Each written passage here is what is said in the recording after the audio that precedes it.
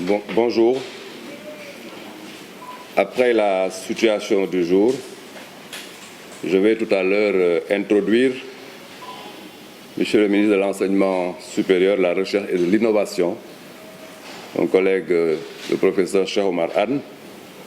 pour vous faire une situation des perspectives de l'année universitaire. Ce mardi 26 mai 2020, le ministère de la Santé et de l'Action sociale a reçu les examens des tests virologiques ci-après.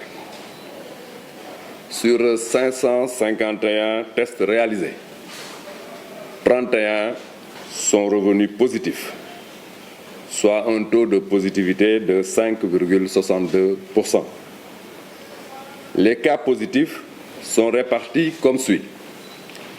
28 cas contacts suivis par nos services, 3 cas issus de la transmission communautaire répartis entre Castor 1 cas, Thiès 2 cas. 50 patients qui étaient hospitalisés sont déclarés guéris ce jour. 18 cas graves sont pris en charge dans les services de réanimation. L'état de santé des autres patients est stable. À ce jour, l'État du Sénégal a déclaré 3161 cas positifs depuis le début, dont 1565 guéris, 36 décédés. Par conséquent, nous avons présentement en traitement 1559 patients. Le ministère de la Santé et de l'Action sociale exhorte les populations au respect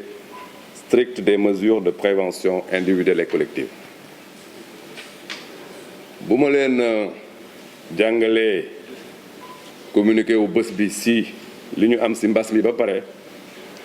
danaa jox kàddu gi ministre bi xamante ne moo yor enseignement supérieur ak lépp lu jëm si njàng bu mag bi muy professeur Cheikh Oumar Anne pour mu waxtaan ak yéen si li ñu nar si wàllu université yi si contexte mbas mi. tey jii muy talaata ñaar fukki fan ak juróom benn ci weeru mai 2020 ministère de la santé et de l'action sociale jot na résultat test yi ñu doon def ñu mën a jàpp ne ci juróomi téeméer ak juróom benn fukki benn test yi ñu def tey fanweer ak benn ñoo ci ñëw nekk yu positif ci fanweer ak benn yooyu ñaar fukk ak juróom ñett moo nekk ay cas contact yu ñu doon suivre ci suñu service ñett nag moo ci nekk ay cas communautaire ci ñett yooyu benn bi Castor la nekk ñaari Thiès ñu jàpp tam ne ci bésu tey bi juróom fukki patients yu ñu hospitalisé woon wér nañu bésu tey bi ci suñu service de réanimation yi ñu jàpp tam ne fukk ak juróom ñetti cas grave ñoom lañ fay suivre yeneen patients yi nekk nag ñu leen di faj ci hôpitaux yi ñu jàpp ne ñu ngi yëg tan ba mbir mi commencé ak léegi lu ñu mën a jàpp mooy ñetti junni ak téeméer ak juróom benn fukki cas moom la Sénégal déclaré ci xayma boobu junni ak juróomi téeméer ak juróom benn fukk ak juróom wér nañ ci fanweer ak juróom benn génn ci àdduna bon nag tey ñi ñuy topp di leen faj toll nañ ci junni ak juróomi téeméer ak juróom fukk ak juróom ñeent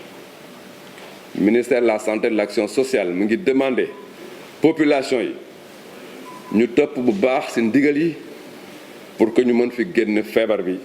si nu mu gën a gaawe ñu ngi leen di remercier di jox